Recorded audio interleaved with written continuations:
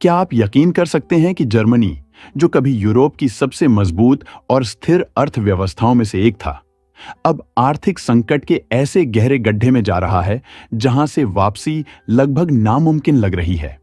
इस गिरावट ने न केवल जर्मनी बल्कि पूरे यूरोप को हिलाकर रख दिया है। एक ऐसा देश जिसे पूरी दुनिया यूरोप का पावर हाउस कहती थी, आज अपने सबसे कठिन दौर से गुजर रहा है। और यह सिर्फ जर्मनी की समस्या नहीं है, यह पूरे यूरोप और शायद आपकी जिंदगी को भी प्रभावित कर सकता है। तो चलिए गहराई से समझते हैं यह मामला।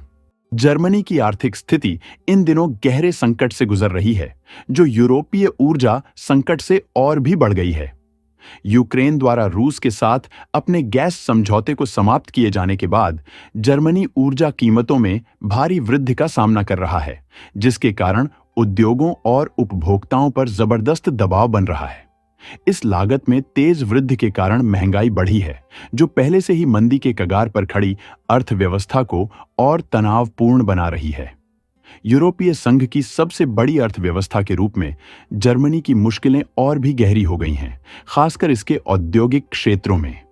राजनीतिक तनाव भी बढ़ रहे हैं, क्योंकि एएफडी पार्टी अपने यूरोपीय संघ विरोधी रुख और रूस के साथ करीबी संबंधों की बात करते हुए लोकप्रियता हासिल कर रही है।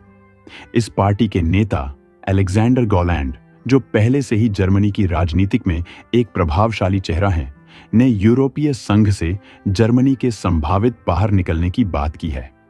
इसके अलावा एएफडी पार्टी की नेता एलिस वीडल ने यह बात कही कि वे फिर से रूस से गैस खरीदने और रेमाइग्रेशन, यानी बाहर से आए लोगों को वापस उनके देशों में भेजना की योजना बना रहे हैं। एएफडी पार्टी ने यह भी कहा कि वे जर्मनी और रूस के रिश्तों को फिर से मजबूत करेंगे। इन सब घटनाओं से जर्मनी और यूरोपीय संघ की स्थिति पर बड़ा असर पड़ सकता है। जर्मनी की गठबंधन सरकार का पतन और फरवरी 2025 में होने वाले तात्कालिक चुनावों ने और भी अनिश्चितता पैदा कर दी है। इन घटनाओं से जर्मनी की राजनीतिक स्थिति और भी जटिल हो गई है और यह आगामी चुनावों और राजनीतिक निर्णयों पर गहरा असर डाल सकता है। यह राजनीतिक अस्थिरता देश की अर्थव्यवस्था को और अधिक कमजोर कर रही है। जर्मनी में आर्थिक गतिविधियां अब गंभीर रूप से ठप पड़ती दिख रही हैं। पहले जहां जर्मन परिवारों के पास पर्याप्त आय और खरीदारी की शक्ति थी, अब वही स्थिति नहीं बची है। परिवारों की आय में गिरावट आई है और इसका सीधा असर उनके जीवन स्तर पर पड़ा है। यह स्थिति न केवल जर्मन नागरिकों के लिए चिंता का विषय बन चुकी है, बल्कि यह पूरे देश की अर्थव्यवस्था के लिए भी एक गंभीर संकेत है। ऐसे में परिवारों के पास अब वह आर्थिक स्वतंत्रता नहीं है जो पहले हुआ करती थी।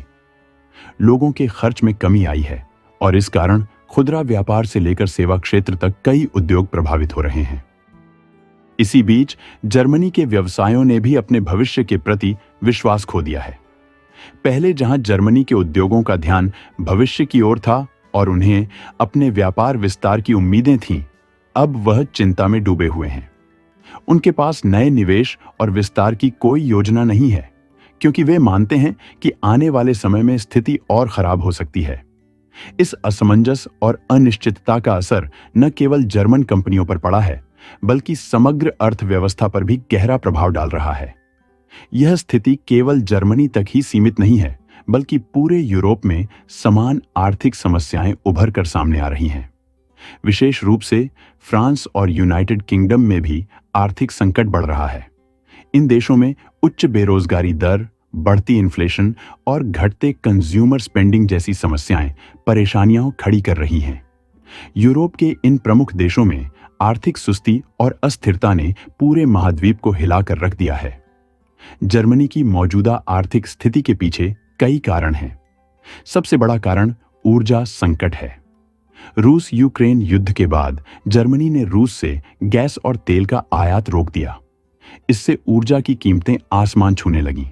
परिणाम स्वरूप देश की उत्पादन लागत बढ़ गई और कई उद्योगों को अपना संचालन बंद करना पड़ा। इसके अलावा निर्यात में गिरावट ने भी जर्मनी की अर्थव्यवस्था को कमजोर किया है। जर्मनी, जो कभी यूरोप का मैन्युफैक्चरिंग हब था, अब धीरे धीरे डी-इंडस्ट्रियलाइजेशन की ओर बढ़ रहा है। अनुमान है कि आने वाले दशक में जर्मन ऑटोमोबाइल उद्योग अपनी कुल उत्पादन क्षमता का 40% खो सकता है। कभी यूरोप का आर्थिक इंजन कहे जाने वाले जर्मनी की अर्थव्यवस्था आज एक बड़े संकट से गुजर रही है। हालात इतने खराब हो चुके हैं कि इसे पतन के कगार पर कहा जा रहा है। ब्लूमबर्ग की एक हालिया रिपोर्ट के अनुसार जर्मनी का आर्थिक पतन अब अपरिवर्तनीय हो सकता है। राजनीतिक अस्थिरता और आर्थिक संघर्ष ने मिलकर इसे ऐसी स्थिति में पहुंचा दिया है जहां से वापसी लगभग असंभव लग रही है। ऊर्जा कीमतों में वृद्धि, उत्पादन लागत में वृद्धि और वैश्विक आपूर्ति श्रृंखलाओं में समस्याओं के अलावा जर्मनी में औद्योगिक सामानों की वैश्विक मांग में कमी ने स्थिति को और जटिल बना दिया है। जर्मनी, जो पहले यूरोप का औद्योगिक और निर्यातक केंद्र था, अब अपने प्रमुख उत्पादों के लिए अंतर्राष्ट्रीय बाजारों में प्रतिस्पर्धा से जूझ रहा है। जर्मन कारों और अन्य औद्योगिक उत्पादों के निर्यात में गिरावट ने व्यापार घाटे को और बढ़ा दिया है। इसके परिणाम स्वरूप जर्मन व्यवसायों का विश्वास कमजोर हुआ है और उनका भविष्य को लेकर दृष्टिकोण भी निराशाजनक है। जर्मनी में रोजगार बाजार बेहद कमजोर हो गया है। पिछले एक साल में नौकरी के अवसरों में 23% की गिरावट आई है।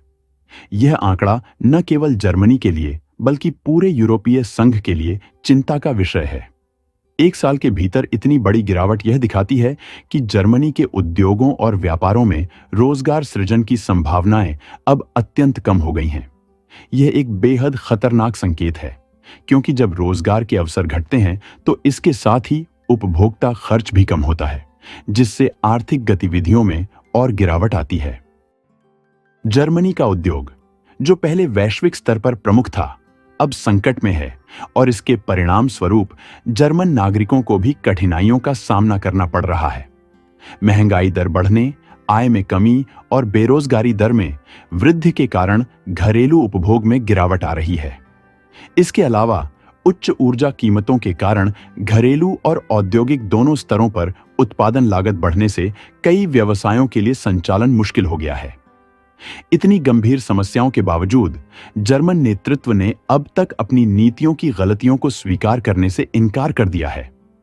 रूस पर लगाए गए प्रतिबंध, जिन्हें मूल रूप से रूस की अर्थव्यवस्था को कमजोर करने के लिए डिजाइन किया गया था, अब यूरोप के लिए एक दो-धारी तलवार बन गए हैं।